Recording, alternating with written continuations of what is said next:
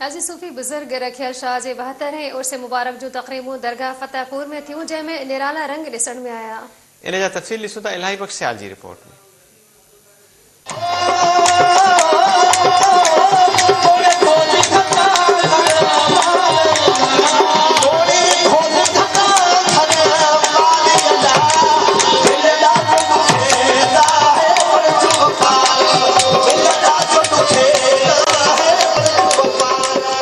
यक ज़माने सोहबत बा औलिया बेहतर अज सद साला ताते बेरिया।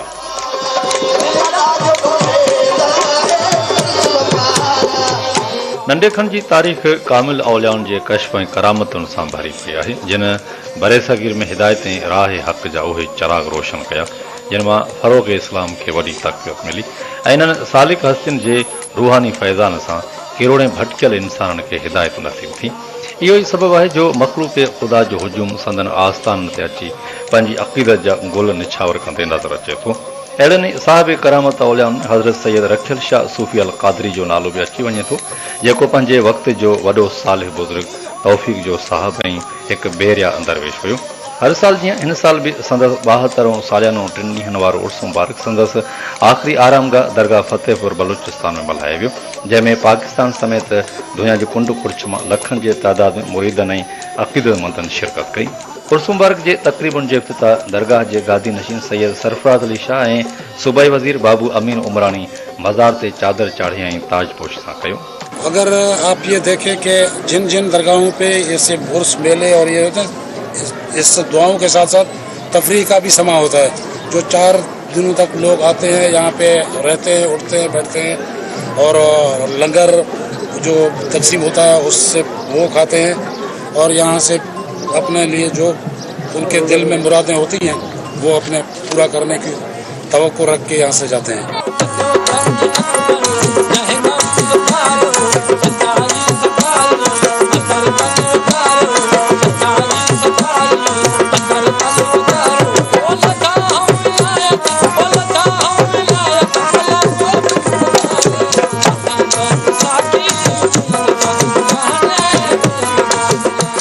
हज़रत सैयद रखियल शाह जे उर्स मुबारक जूं रस्मूं कुझु ॿियनि दरगाहुनि जे उर्स मुबारकनि खां मुख़्तलिफ़ ॾिसण में ईंदियूं आहिनि।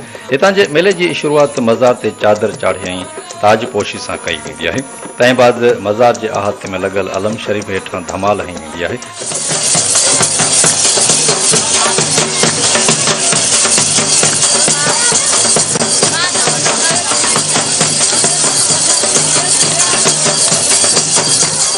शाम जो दरगाह जे अंगण में कचहरी जो इंतज़ाम कयो वेंदो आहे, जंहिंमें बलूचिस्तान समेत पाकिस्तान जे कुंड कुर्छ मां आयल नाले वारा फ़नकार पंहिंजे मधुर आवाज़ वसीले पंहिंजे मुर्शिद खे भेटा पेश कंदा आहिनि। इन कचहरी में दरगाह जो गादी नशीन दुनिया जी कुंड कुर्छ मां आयल मुरीदनि ऐं अक़ीदतमंदनि खे दीदार जो शरफ़ पिणु बख़्शींदो आहे।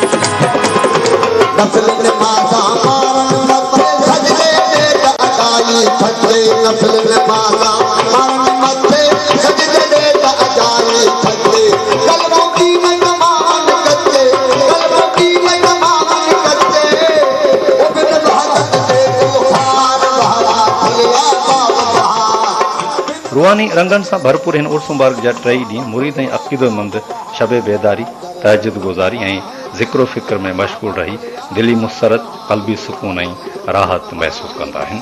ईअं ई आहे मेलो रोज़ रोज़ जो रंग निरालो आहे जीअं पंहिंजो कौल अथनि इश्क जनी सिर आयो से अहिड़ी रीत रवनि इश्क जनी सिर आयो से अहिड़ी रीत रवनि वाट अणाई पंध परे डूंगर ॾेह ॾुखनि लधुम पेर पिरी जो मात लोचे मंझ लकनि तिन जूं बठियूं बस न कनि साईं शाह रखियनि जिन जूं ॿारो चल ॿारे वाह आहे त उहो त कपह वांगुरु यकदमि लॻंदो गुम थी वेंदो या जेको आहे त अन पलाल वांगुरु लॻंदो आहे त वरी बि उन खे टांडो न हूंदो आहे। सूफ़ी जो जहान जेको आहे त कुझु अञा सख़्तु बि आहे देरपा बि आहे। सूफ़िया कराम जो जेको पैगाम आहे अमन मोहब्बत और भाईचारे जो जेके दरबार आहिनि हे कंहिंखे सॾनि नथा बग़ैर कंहिं सॾ जे हे माण्हू बिना कंहिं सॾ जे हुते अची जमा थियनि था। हे सूफ़ी जी हे अलाह जे वली जी कशिश आहे।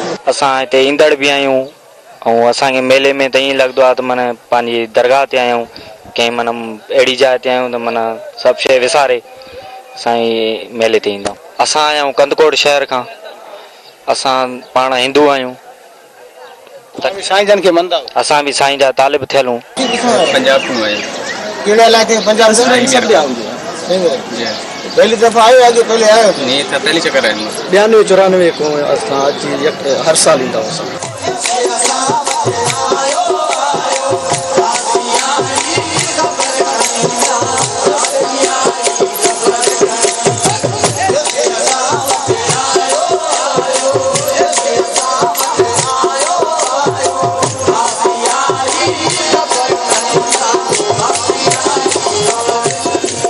इन मेले में आवाम खे तफ़री मुहैया करण लाइ सिंध जी सक़ाफ़ती रांदि मलाखड़े जो पिणु ख़ुसूसी इहतमाम कयो वियो जंहिंमें सिंध ऐं बलूचिस्तान जे नाले वारे मल्ह पहलवान शिरकत कई जंहिं जे आख़िर में खटींदड़ पहलवान खे इनाम पिणु ॾिना विया।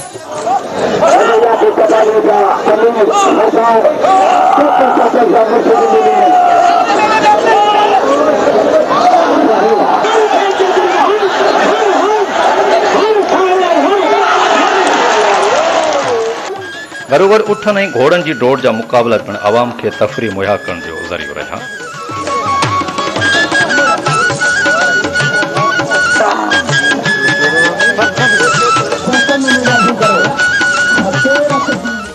उर्स मुबारक में शिरकत कंदड़ ज़ाइरीन लाइ दरगाह इंतज़ामिया पारां फी सबीलिल्लाह लंगर ऐं रिहाइश जो बि बंदोबस्तु कयो वियो। सेल खाते झलमक्सी पारां ज़ाइरीन लाइ मुफ़्त मेडिकल कैंप पिणु लॻाई वई। इन मौक़े ते मौत जो खूह चोडोल सर्कस ॿारनि लाइ रांदीकनि जा दुकान magic show hotel shopping centre ऐं मिठाई जा दुकान पिणु वॾे तादाद में मौजूदु हुआ।